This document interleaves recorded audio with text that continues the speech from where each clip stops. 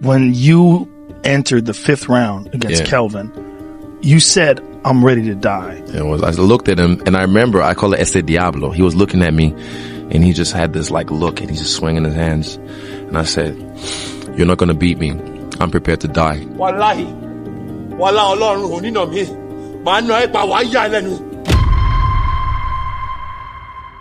What does it take to become a king, and what does it cost to stay one?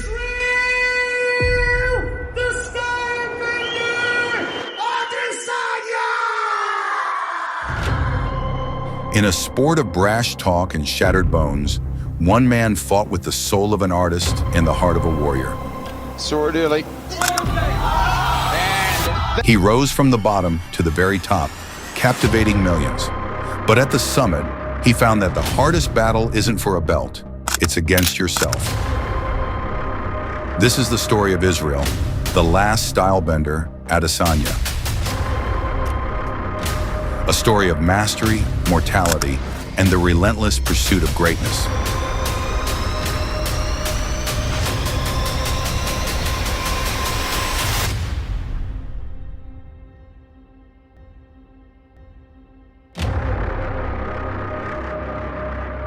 Long before the UFC, there was a boy in Lagos, Nigeria, who found escape not in sports, but in the vivid worlds of Japanese anime. My name is Israel Adesanya, and I am fighting out of Auckland, New Zealand, by way of Nigeria. It's a famous anime worldwide, and I got into it by watching the Rock Lee versus Gaara fight, and that was episode 48.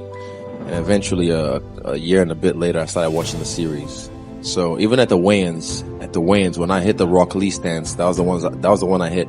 He stood there with his arms folded like Gaara, and I don't even think he knows who Gaara is. So then I posted this morning, like I got my crew, Blackprint FX and Cutcraft. Shout out to those guys, because they just kind of hit this highlight up of just me and my Rock Lee stance and him as Gaara, and just the similarity. Like it was just supposed to be that way. For me, it was cool. Like I said, this was my title fight. I got to beat the guy that took me into the, inspired me to get into the shit. But moments like that, I'm sure I've seen a picture already with me standing there with that stance, him right there, or there'll be more. Who's your favorite Naruto character? I'm also a big fan. Rock Lee, just because of that first fight. And definitely he's gonna go on my calf, on the back of my calf as a character. I've got Toph on my forearm from Avatar, so. Yeah, Rock Lee's my friend. And I like him because he works so hard, because obviously he's a taijutsu specialist, everything physical, because he doesn't have any ninjutsu. So I like the way he works. I love his ninja way. I love the way he I like the story behind him.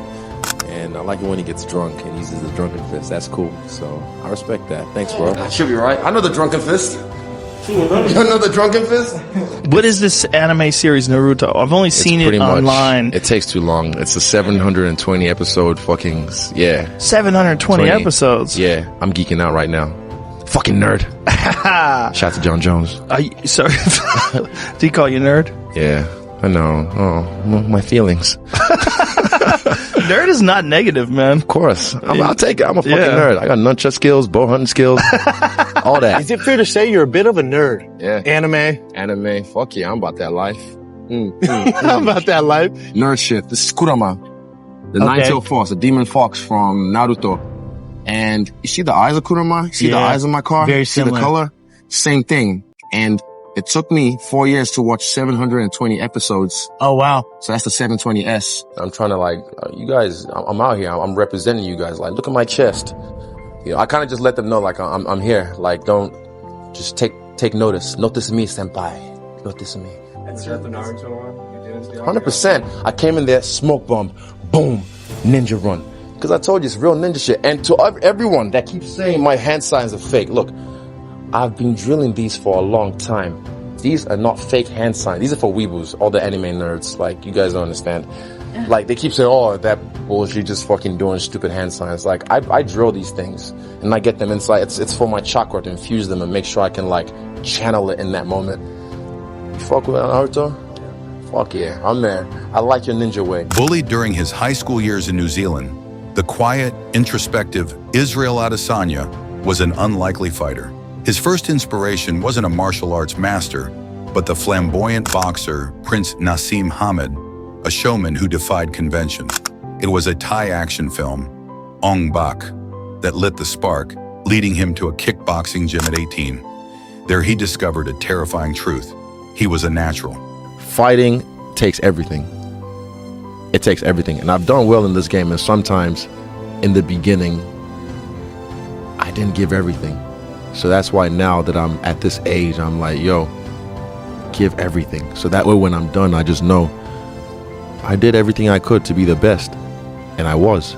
And I'm proud of myself. So I'm still here, man. I'm still, like I said, I'm not fighting for, a belt or anything anymore. That'll come around when it does. But I'm just fighting just because I have, bro, a submission is more worthy to me than a third belt. Like, I'm gonna get that. Really? Yeah, I'm gonna get that. I'm not gonna look for it. It's gonna present itself, and I'm gonna get it. The question for you is, I grew up, my parents were in Nigeria. They obviously moved to our country as well to better themselves.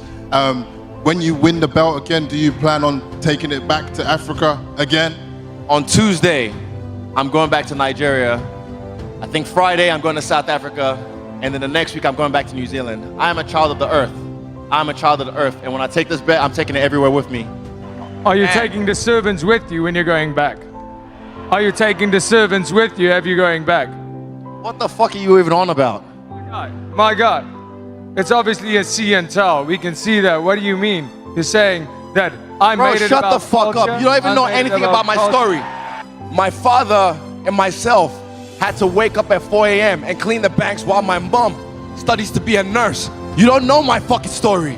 Don't fucking speak of my story if you don't know my story. I don't care. I will show you who you are Sunday. So right now, shut the fuck up. I can't wait. Back by unless you see. He stormed the kickboxing world, amassing a stunning 75-5 record. But in this arena, he also met his first great nemesis, a powerful Brazilian named Alex Pereira, who handed him a devastating knockout loss. It was a wound that would fester for years.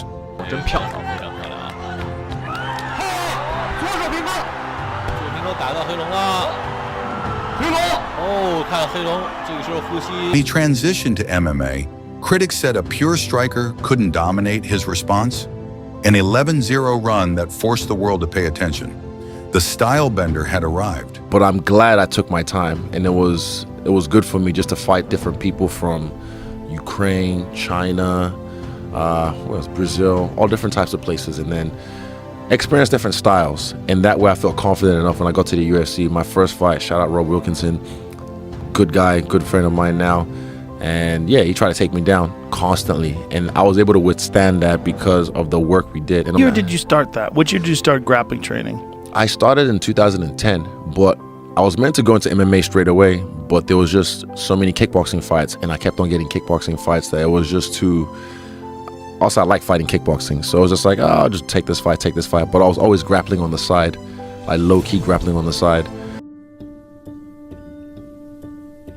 The UFC had never seen a striker like him. He moved with a dancer's grace and a sniper's precision. In just over a year, he blitzed the middleweight division, culminating in a title unification bout against the fearsome Robert Whittaker.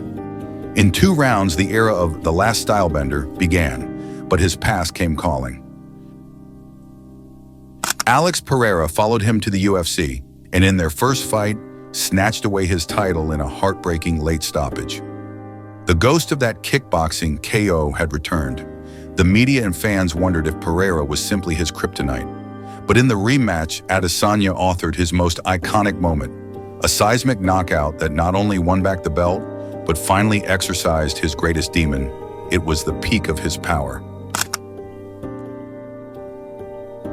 In combat sports, the fall is often as swift as the rise. A shocking loss to Sean Strickland,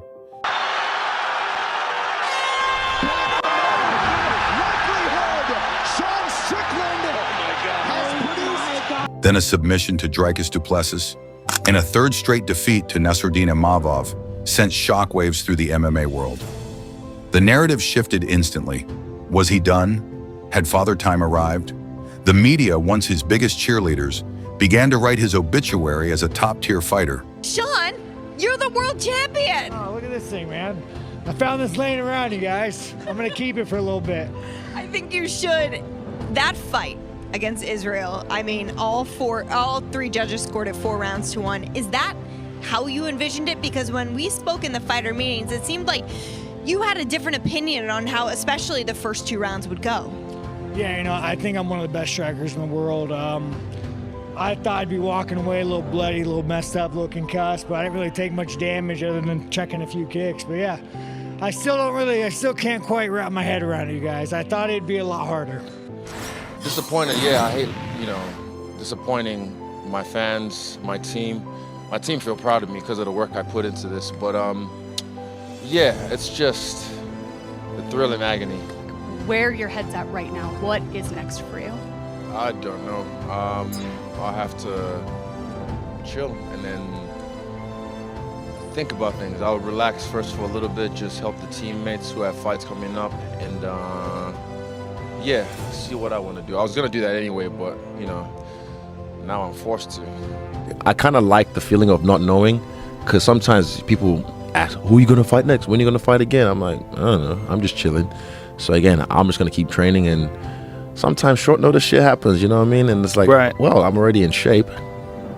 Fuck, let's go. Right. Yeah. Do you have love for Israel? Like when you watch him compete, if you're watching on Saturday, because of the time you spent together, do you hope for the best for him? Do you want him to win?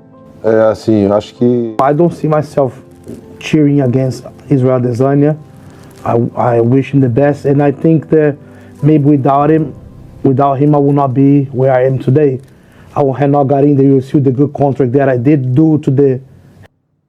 What's your reaction to that? Nah, man, I'll say same. I feel the same way. I think God blessed me with a great opponent like Alex Pereira. He blessed me with a great challenge like that. And it's easy to say that now on this side, but fuck, it takes a lot to take on that man. And I always knew that I would have history, and I always knew I could best him. And I'm glad God blessed me with that challenge to be able to rise to the occasion. And I'm glad we can kind of share it. But the sentiment wasn't universal. Fellow fighters like Darren Till blasted dumb fans, passionately defending Adesanya's legendary status, stating that even multiple losses couldn't erase his place as a middleweight GOAT. Years ago, Israel, before I was already sort of at the top, before I was fighting Willie, and he identified as the fight that was going to happen with me and him.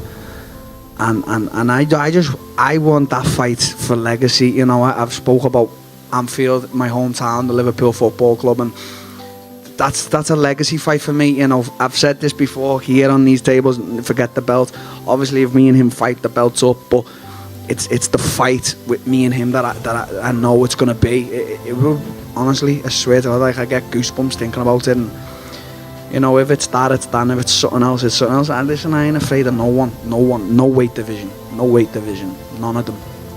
Israel Adesanya obviously here this week. I'm just wondering, did you get a chance to speak to him at all? You guys have a lot of respect for each other. Have you run into each other at all? We always chat on Instagram messages. I send a few memes and that. He's a cool guy.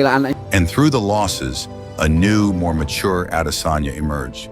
He was seen respectfully correcting a young fan who disrespected his old rival Pereira, showing a king's grace.